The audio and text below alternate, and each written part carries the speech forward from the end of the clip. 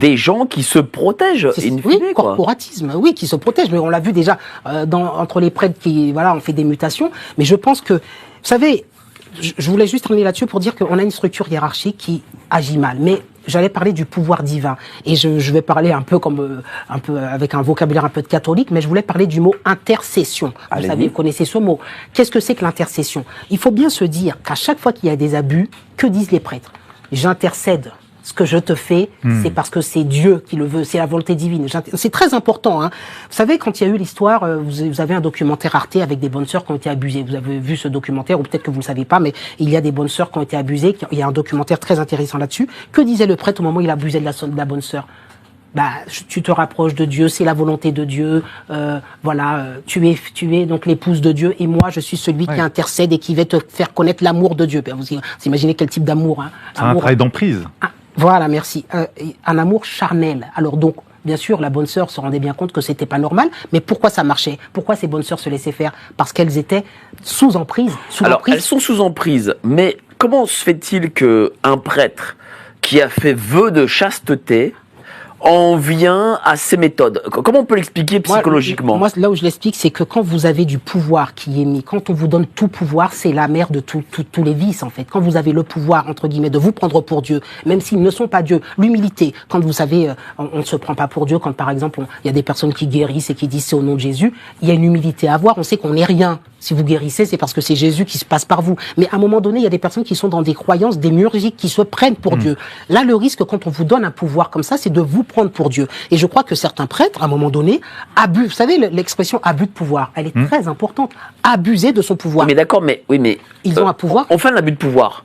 Mais là, on a un prêtre qui fait vœu de chasteté. C'est quand même pas rien, un vœu de chasteté. Ça veut dire que c'est quelque chose.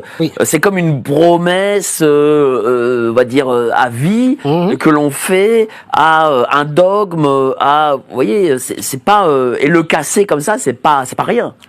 Surtout quand on est prêtre, on est croyant, on se dit pas que Dieu ne nous voit pas. Ça, je sais. Mais non, quand on est prêtre, on se dit pas ça. Je pense que Dieu, d'accord, le prêtre. Je parle du prêtre, je parle de la vision du prêtre. Du prêtre. Mais moi, après, je suis pas dans la tête du prêtre, mais j'imagine qu'il s'arrange avec sa conscience et que quelque part, il demande pardon à Dieu pour ses écarts quand il est dans la prière. Bon, lui-même, souvent les personnes viennent lui demander pardon et viennent se confier à lui, viennent se confesser. Alors lui, finalement, qui est le grand, celui qui confesse les autres, il sait que c'est un humain avec ses péchés, ses faiblesses. Et j'imagine qu'il doit prier Dieu et dire à Dieu, j'ai été faible, pardonne-moi. Et voilà. Je sais pas ce qui se passe dans sa tête à ce moment-là. Je pense qu'il doit y avoir un conflit. Mais tout ce que je sais, c'est que lui, à un moment donné, il ne respecte plus ce pacte-là qu'il a signé parce que je crois qu'il se prend pour Dieu. Vous savez, le problème, c'est que on sait, hein, dans ces institutions, ils ont un pouvoir. C'est très vertical, très hiérarchisé. Et quand on met le pouvoir dans les mains de n'importe qui, toute personne, mais même dans une entreprise lambda, à qui on donne trop de pouvoir, peut avoir un hubris et peut avoir une tendance à en abuser. C'est ça. Et je pense réellement que le pouvoir n'est pas à mettre entre toutes les mains. Et le problème, c'est qu'il n'y a pas de garde-fou. Vous savez, dans ces institutions, on va revenir, on est c'est une sorte de pensionnat, hein, c'est ça le Betaram, une sorte d'institution. Bon. Donc il y a ce milieu qui est clos, qui est cloisonné. Et je pense que ça amplifie le phénomène de fait dans un milieu où finalement il n'y a pas les regards de l'extérieur. Vous savez, ça fait un peu sectaire. Alors je veux pas blasphémer, hein, mais vous comprenez dans l'idée. C'est-à-dire qu'on est on est entre nous. Je te mets une tarte, 2 tartes, je te viole, machin, personne va le savoir. On est enfermé dans un endroit, c'est la maison, c'est la famille, vous voyez, la famille grande, hein, vous voyez, ça fait penser à ça. C'est-à-dire la notion de, c'est la famille et c'est le secret. Et j'ai suivi une petite enquête, un petit reportage avant de venir ici, où il disait qu'il y avait eu un énorme dérapage un soir, et je crois que c'est ce que disait Marc Daoud, à savoir que le jeune qui avait reçu une claque, qui avait un tampon éclaté, et à un moment donné, ils avaient réuni tout le monde dans la cour, hein, je sais pas si vous avez entendu, et ils ont dit aux enseignants et aux prêtres et tous ceux qui étaient là, omerta, taisez-vous tous parce que sinon vous allez perdre votre boulot. Et donc on n'en parle pas, il faut pas que ça sorte. Et donc il y a vraiment cette solidarité entre eux dans le mal, évidemment. Si vous avez une conscience, à un moment donné vous sortez de là, mais il faut pas oublier qu'on est entre 1950 et 2010. Je pense qu'aujourd'hui ça ne pourrait plus avoir lieu sous cette forme avec tout le phénomène de défense, MeToo, machin. Bon, je dis entre guillemets, aujourd'hui la vision, la maltraitance de l'enfant, on est, je pense, tous éclairés, mais à l'époque, en 1960, 70 et tout, sexuelle. Voilà, c'est quelque chose de différent. Donc je crois qu'il faut penser que c'est 1, l'époque, 2, la verticalité de l'institution catholique, 3, la notion du divin. C'est très important de dire que Dieu derrière légitime tout ça, légitime. Alors c'est au nom avec la parole des prêtres. Et les enfants, ils sont quoi là-dedans? Ils sont tout petits. Bah oui. Merci, cher Jean-Luc. Voilà. Tu voulais rebondir. Des proies faciles. Non, mais c'est vrai que c'était l'époque, comme disait Jean-Luc Robert, là, sur cette époque où finalement, je disais tout à l'heure sur comment il s'appelle, Cohn-Bendit, Mitterrand, etc. Ils s'en cachaient même pas. Ah oui. C'est-à-dire qu'en fait, Matzneff, on avait une espèce de décomplexion comme ça, cette pensée décomplexée sexuelle qui permettait de pouvoir tout dire, tout faire. Et c'est vrai que en repensant un petit peu à ce qu'il y avait aussi comme affaire qu'on a un peu oublié, faut pas oublier cette affaire de l'école en bateau. Je sais pas si vous vous souvenez, projet éducatif. Il y a eu dans les années 70-80 une personne qui a créé un projet éducatif qui s'appelle Léonide Kamenev. Une sorte d'Arche de Noé, là. Exactement.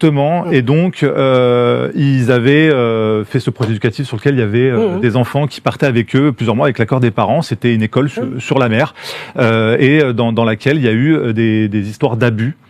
Sexuels. Donc c'est toujours pareil, c'est-à-dire il y a un vase clos, une espèce de huis clos comme ça, sectaire, avec une verticalité, une emprise sur des proies faciles. Souvent les enfants sont les proies les plus faciles, et une déviance qui peut aller même jusqu'à cette volonté de pouvoir, comme tu disais, mais même jusqu'à cette volonté de transgression. C'est vrai que l'aspect transgression peut avoir un rôle important, et c'est là où du coup moi, j'essaie de voir le dénominateur commun avec ce qui peut se passer avec le monde politique. Pourquoi est-ce que on soupçonne autant le monde politique, certains réseaux?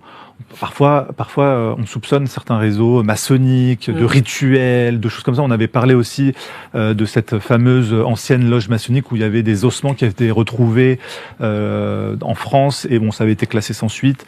Et beaucoup de témoins qui parlent de ça. On voit à quel point possiblement la transgression est une frontière pour des personnes qui ont beaucoup de pouvoir, est une frontière à franchir. Et cette frontière à franchir, elle leur permet de tout faire. Il n'y a plus rien au-dessus. Quand on est capable de franchir cette transgression ultime, après on a une sensation de quasiment d'être un demi-dieu, de pouvoir avoir pouvoir de vie et de mort sur une personne, sur un enfant, sur un être innocent, et d'assouvir parallèlement aussi des comportements sexuels déviants, certes. Donc je pense qu'il y a un peu les deux. Il y a la perversion, il y a aussi la transgression. Et c'est pour ça que ces milieux sont aussi poreux entre des faits qui peuvent paraître isolés, une justice un peu défaillante avec des gens qui n'ont pas forcément de lien, mais qui va être un petit peu, on va dire, plutôt gentil dans les peines qui vont être encourues. Je pense par exemple à cette affaire de l'ex-officier de la DGSI dans les Ardennes, qui a été condamné, qui avait d'abord, il y avait eu 4 ans de prison ferme qui avait été requis contre lui. Donc c'est une affaire il y a plusieurs années. Il avait été coupable de détention et de consultation d'images pédopornographiques. On parle quand même d'un ex-officier de la DGSI. Donc là, on est en 2021 et finalement, il a écopé de 2 ans avec sursis. Donc on passe de 4 ans ferme à 2 ans avec sursis. On se dit à quel point il y a une porosité entre ces affaires horribles et des sanctions assez faibles. On parlait aussi, je me rappelle de ce juge, on avait parlé sur ton plateau il y a quelques mois. Juge de Dijon, qui avait mis sa fille de Dijon sur Internet. Mais qui a eu quelques mois avec sursis.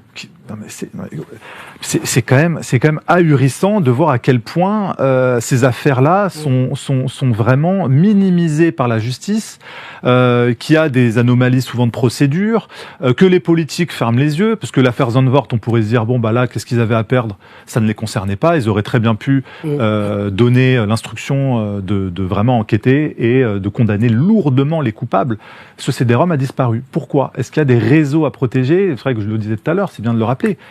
On est les 3e pays hébergeurs d'images pédo dans le monde. Donc forcément, il y a beaucoup de gens dans beaucoup de domaines qui sont impliqués. Comment vous l'expliquez, tiens, ça, cher Jean-Luc? À chaque fois qu'on fait ces émissions, il y a toujours le volet justice où on voit que la justice fait pas son travail. D'abord, la justice, rappelez-vous de ce juge qui avait lui-même mis son enfant... on en a parlé. Voilà. Bon, donc je pense que la justice, faut pas oublier, elle-même, elle est impliquée dans ces histoires.